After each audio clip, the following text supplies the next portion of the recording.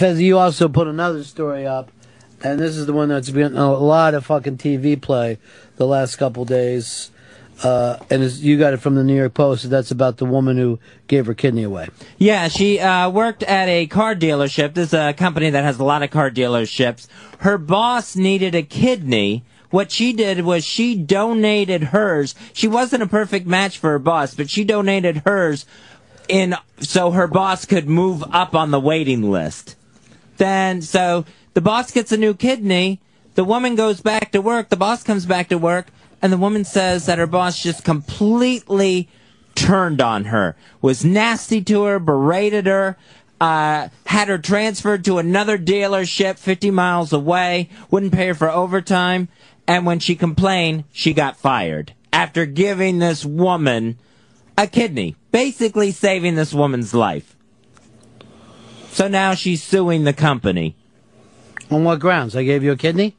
No. I gave you a kidney, so I should get to work forever?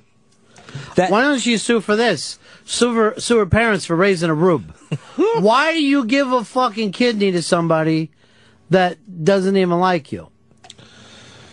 This is a strange one. This woman ain't gonna win. She ain't gonna win this lawsuit. I think she's just plain fucking stupid. But I also don't understand how giving a kidney away means that you get a lifetime of fucking work. Well, I think the boss, owes it to her. She saved her life. Is the boss the owner? No. Then no, you're not under that situation.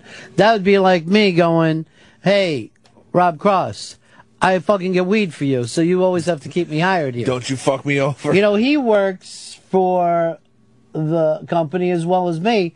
It isn't between me and Rob whether or not things work out. It's between me and the fucking company, and Rob represents them. But it doesn't mean that he goes, all right, Ryan's missed a lot of work, but, him and I always get along. No, he wouldn't be doing his job then either. This woman's a fucking idiot for thinking, I'm going to give my kidney away, and it means I can coast forever. Because I'll tell you right now, the car dealership business, I'd rather be dealing with Colombian drug lords. The worst fucking people I've ever met in my life around car dealerships. And you know who will tell you that? Other people that work in car dealerships. It's just fucking known fact. They're one of those guys like, if you're a great fucking salesman, you've been selling your fucking shit for 3 years straight, and you have a bad month, they can fire you. They just fucking do shit like that. Fucking cutthroat, Jesus. I'd never give my fucking kidney to that fucking dude. She should have just sold her kidney. Got like 50 grand. This is exactly what happened to John Locke on fucking Lost. You don't go fucking forward for this shit. I don't know why in this country we should feel for the fucking rubes that are so stupid that they walk down the midway, stopping every time they see a big fucking dog. Oh, I could win that. I could win a giant bear. Why'd Locke trust his dad so much? It wasn't even his dad. That's how bad Lost was, remember? Oh, yeah. Didn't it turn into fake dad? Mm-hmm. Anybody could fucking buy Locke with a fucking lollipop. I would think this boss woman would have a little loyalty, though. Not just turn on her. Her loyalty, first of all, she played her. She fucking played her. Now, here's the thing. I'm looking this over now. You're even telling the story the wrong way. She didn't give her kidney to the boss. Right. She gave her kidney to a stranger so a boss could move up the list. That's really fucking asinine. Here's who you give your kidney to. Your brother, your brother's kid. That's it. That's fucking it. All right, I'll give you one that's about this, Fez. George Lopez, wife gave him a kidney. George Lopez divorced the wife. Once you get the fucking kidney, you see life completely differently. I gotta start living and not with you. Yeah, I can't be fucking wasting my time here. And if I'm gonna stay with you, I'm gonna just fucking feel like I owe you something all the time. I'm never gonna fucking... Right, there's no way I can make this up. Yeah, you fucking literally saved my fucking life. I'd be dead without your fucking... Lisa Toronto, you're on Run Fez. Hey, Ron? Yeah. It's Lisa here. Hey, how are you, Lisa?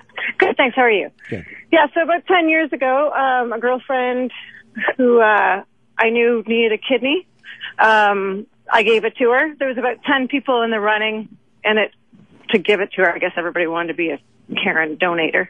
But we had been friends for about 15 years. Before that, our kids grew up together. We all knew each other. But within the year, there was no contact anymore. I think it's just too much for the recipient to hang around. They just feel guilty, and she felt like she would never be able to pay me back. And I was like, I didn't want anything to pay back. Right. And see, Fez is actually going a step further and saying, now you owe me, you have to keep me at a place, blah, blah, blah. And nobody wants that. But you're right, Lisa, the only way to give away a kidney is because there's something you want to do. That's what I did. And they during the psychological testing, because they do that up here in Canada. I don't know if they do it there. But she's like, why do you want to do this? And I said, I just want to give back to whoever is going to need it, whether, we stay friends or not. I don't care. She needs it, and her kid needs her to be alive. So, but the funny thing is she started doing stuff that I used to do that she never liked, like drinking whiskey. She never drank whiskey. Oh, jeez. Like as younger, she was addicted to Coca-Cola and only drank vodka. And after she had the kidney, she couldn't drink vodka anymore. She started drinking whiskey. But she put it with Coke, and I'd be like, and she'd be like, that tastes terrible. I'm like, you gotta put it with ginger ale or just water. Could you imagine if you got Hicks' kidney, you're fucking all drunk and you're on the rail, fucking losing money, just like watching your fucking horse fucking breaking stride? No. See, I think it never happened. Yeah. Luckily. Luckily, yes. I think she's alive and kicking. Yeah. Living with a dirtbag. But, which is funny because she moved in with a guy that always had a crush on me. And now he's fucking your kidney right now. If you really think about it, she's tearing that shit up. She's taking your life. Do you know where the kidney goes? It doesn't go back where your kidneys were. Where's it go? What? It goes it doesn't. Because those kidneys just shrivel up, right? They turn into nothing. Oh, Jesus. If they're dead. So they take a little incision just above your groin, and then they shove the kidney in there. No. It's all fucked up in there now. So, he's rubbing cock against your kidney. Pushes all, I know. It's like he's literally banging my kidney. Oh, Jesus. All right, thanks, Lisa. Bye. Peace. So, do you become the other person when you get the kidney transplant? I don't really get it. That. Sounds like there's personality traits locked in a kidney. It's crazy talk, and you know it, right? You know that was crazy talk, right? Yeah, but just let him do it. Just like, yay! Oh, I know, isn't it weird? And then you just fucking stop paying attention to him. But there are people who think cellular, blah blah blah, blah blah blah. Who knows? Twilight Zone. Twilight Zone. John, you're on Fez. Hey there, Ronnie B. We know that Hicks isn't the pitcher of health, and Hey. says he isn't either. Would you donate your kidney to either one of them if they needed it? Yeah, I would love to. I would love to. I love to give them my kidneys. I like to give them each one, and I'll fucking sit there on a machine for the rest of my life. Kidneyless. No, I won't let you do that. Here's the thing, though. You cannot think because you do something for a person, they're going to give back. It just doesn't happen. It doesn't fucking happen that way.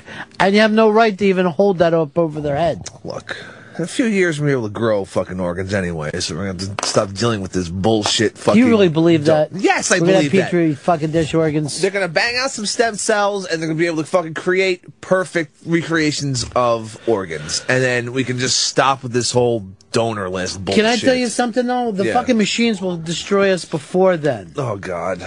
Well, then we don't have to worry about it. Fuck it. The machines are rising Just being a war. as we sleep at night. They get stronger.